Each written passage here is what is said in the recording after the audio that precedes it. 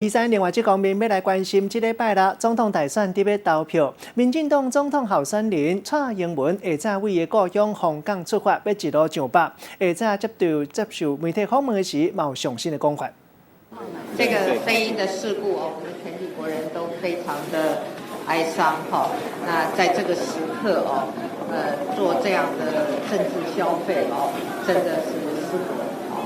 那我觉得对这样的说法哦，对我们已经去世的人是大不敬哦，对伤者哦，其实也是对我们还在养伤的这些将领或者士兵哦，其实也是一个伤害哦。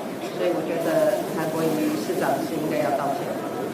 这个安全的规定哦，我们都会遵守哈。那我们也会按照这个安全人员在不同的情况下的决定哦，来决定要不要来决定要不要穿这个防弹背心。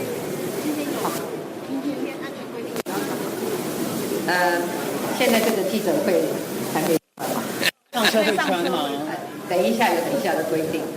林静怡在表达的时候用一种错误的表达方式，以至于造成误解了哈。那我再把我们的立场再重新讲一遍哦，就是台湾哦是一个民主自由的社会哦，民主自由是我们的核心价值了哈。我们不会因为有不同的政治的立场就把它视为是叛国哦。那这个在民主社会是不会发生，也不应该会发生的事情啊！我要讲的就是我们现在台湾社会最大的共识就是中华民国台湾嘛，好，那我们的国民叫中华民国，那主权是在2300万人的手上，好，那也没有更改国号的问题。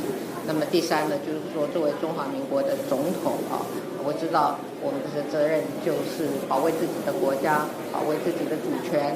还有保卫我们民主自由的生活方式。